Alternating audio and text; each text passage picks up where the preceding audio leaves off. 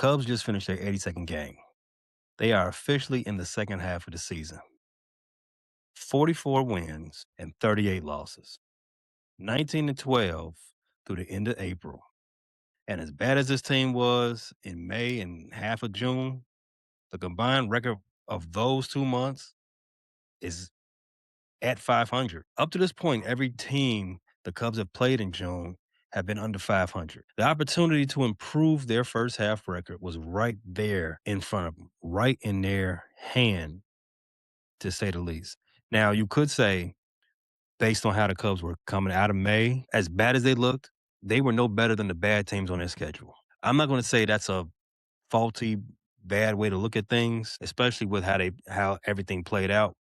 But as bad as the Cubs looked coming into June, they were still a winning baseball team based on their record. Cubs haven't been under 500 since April 14th, the first win of that first 10-game winning streak. If the record don't mean anything to you, then the back of the collective baseball cards can take over the argument. Base it on the payrolls of the Cubs versus all the teams that they're playing, not including the Mets. Base it on the expectations of the Cubs and all those teams that they were playing, not including the Toronto Blue Jays. Cubs are better than all those teams, empirically. Whether or not they prove it is a whole nother matter. They were 32-29, 6.5 back of Milwaukee. I hate them. On June 2nd. The next 21 games was perfectly set up for this team to pad the stats, stack W's, cut into that Brewer lead. I'm not saying you win all 21, but you should have won all 7 of those series. You had the Giants twice, the Rockies twice, the two worst teams in the league. At the Toronto Blue Jays. I know the Toronto Blue Jays are the defending AL champs, but they haven't blown anybody out the water right now. They're one up, one down, one up, one down. They're about a 500 team right now. You could have got them, and you had the luxury of missing their ace. You could have got them. They should have got them. They blew a 5-0 lead in that second game. That should have been a series win right there. Even if you drop one of them series, you sweep one of them to make up for the extra loss. It should have been 15-16 wins, easy. 17 maybe. Easy money. Easy money to in the bank. But except it was money at the strip club. Blown. Instead of going 15-6, 14-7, 16-5, closing in on that 50th win of the season, going right into a big series against Milwaukee. I hate them. The Cubs went 12-9. Mid. 12-9. And for every pro, there's a con. The pro. Cubs are 10-3 in the last 13 with a sweep of the Mets. Shout out to my boy Ricky Swade. The con of that, the Cubs are 12-9 in the last 21 games with series losses to two worst teams in the National League. Two teams worse than the Mets. Pro. PCA is back looking like an MVP. And Dansby has snapped out of it. He had 15 RBIs in this series against the Mets. 15. He didn't get a hit in the last game. Didn't need to. He had 15 RBIs in the first 3 games combined. The con of that, I'm happy for Dansby. Everybody say he's been grinding, working hard, trying to get out of this slump. So I'm happy that the fruits of his labor are being recognized. It's amazing that he's finally got his batting average over 200. Proud of him. But when is the real Alex Bregman going to show up? You know, that big free agent that the Cubs signed. When is he going to pull up? Nico, whatever happened to him? I think the team goes as Nico goes. He had 10 hits over the last 13 games. His batting average barely over 200. Ian Happ, still stacking strikeouts. More strikeouts than hits over that same span of games. Another pro. Boyd came back and he pitched into the 5th inning today. Khan came back right as they lost Cabrera. Again, Cabrera is going back to the IL for a second time this season. Right along with Ben Brown, the team's best pitcher. The player probably can least afford to lose. Pro. The offense as a whole could be back. They scored over 5 10 times in the last 13 games. Con, this the same offense that saw Michael Lorenzen twice in 1 week and can only get 7 hits and 2 earned runs off of him. You know, one of the worst pitchers in the league, if not the entire Major League Baseball. Him? This offense? I don't want to be a pessimist. I don't want to be a hater. But you got to show this to me in the next series. for me to believe that the offense is really truly back on track. Show me against a real pitching staff. And if you couldn't do it against Michael Lorenzen, I don't really have much to really bank off of to think that you're going to do it against the Miz, against Kyle Harrison, guys like that. Hope they do. I'm pulling for them, but I need to see it.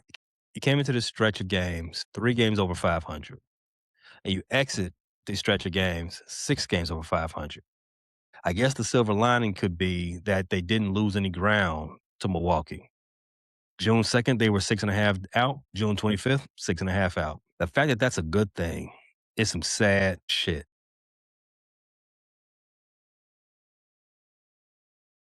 PCA is really the only, first half MVP for this team, to be honest. He's the only everyday player to write home about. He's leading the league, the National League, in WAR. He's got a 5 WAR. He's leading everybody in that. I know a lot of people don't care about WAR. It's one of those nerd stats.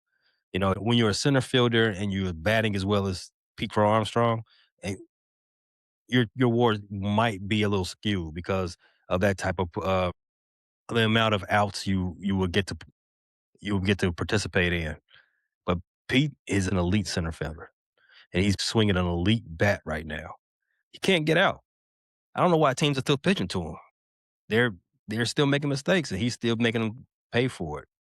Keep going, young man. He's leading the team in home runs, slug, OPS, and batting average. He's tied for second on the team for RBIs behind Dansby. I don't know why Dansby keeps finding himself in position with the runners, multiple runners in scoring position, but he does. It's really freaky how that always happens. But after his trip to New York, where he had 15 RBIs in the first 3 games, you can explain some of that. Okay. And so you can expect PCA to probably wrestle away the lead in RBI at some point in the next week, too. PCA needs to be an all-star and not the obligatory kind where they just give every team an all-star. PCA is too good for that. Get the Cubs Nation, get those votes up. He needs to be there starting. The injuries are not the MVP for this squad. They are continually holding this team back. Before Boyd was activated on Thursday, the Cubs had 6 starters on the IL. Edwin went down with a bad leg injury in the first game of this Mets series, and it looked like he had did something real bad to his groin, or at least something really significant when you saw how he couldn't even, walk off on his own power. He needed a stretcher to get off the field.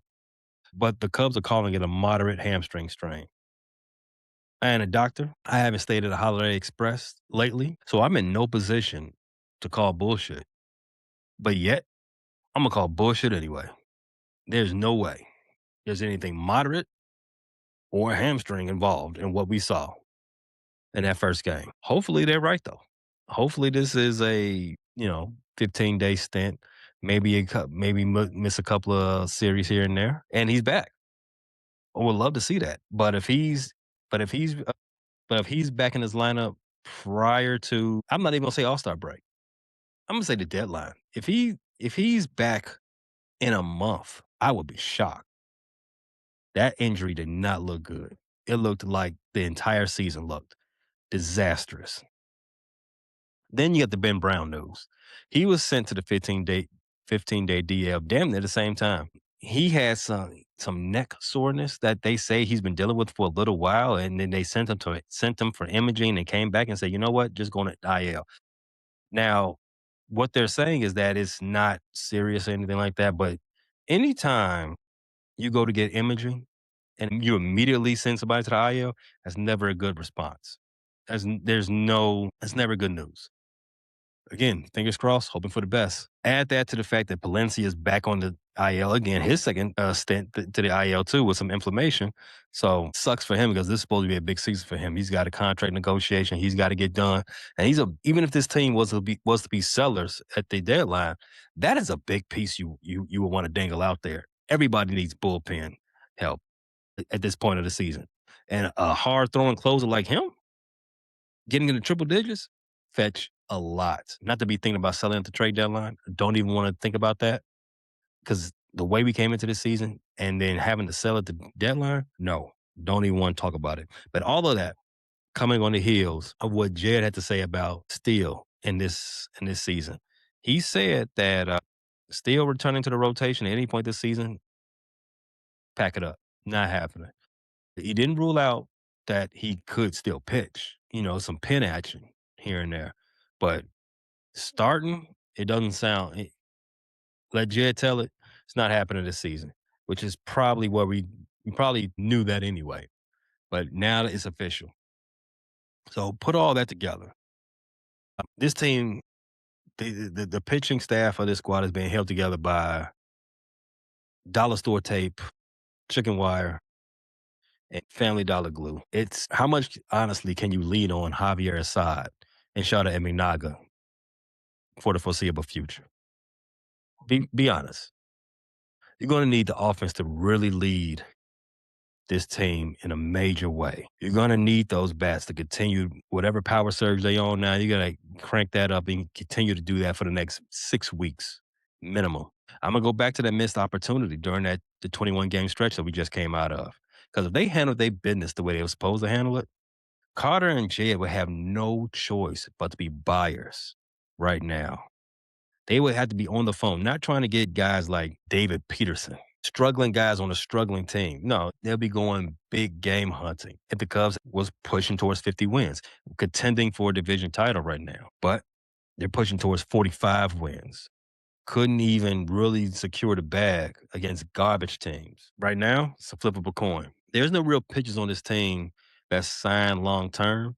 So, I mean, they're going to have to do something. Enter David Peterson into the conversation once again.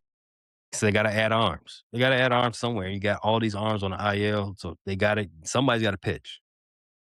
And you don't really want to mess up your prospects by bringing them up too early, messing up what the training they got going on. So you're going to have to add arms somewhere, but that also means that they could acquire those long-term arms by selling off guys like Palencia, guys like Seiya, some other guys who are on expiring contracts. Because at 44 and 38, with all these injuries, what assurances do you really have that the season's going to turn around and you're going to stay afloat and do some things, make the playoffs, and maybe win a series here and there? What assurances do you have? What type of imagination would you have to even believe that's still in the cards for this team? I mean, to be fair, with all the injuries and the bats going on that, and the bats continuing to, and the bats being as erratic as it was for 6 weeks, a 44 and 38 record at the halfway mark is pretty impressive. That's his own kind of reward, I guess. The Cubs are flying out of LaGuardia tonight after sweeping the Mets and head straight to Milwaukee. I hate them guys. To play the Beer Boys. Colin Ray versus The Miz, game 1. Not very confident about that matchup.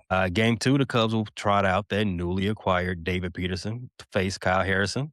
Peterson was a struggling pitcher for the Mets. He has a 3-6 record.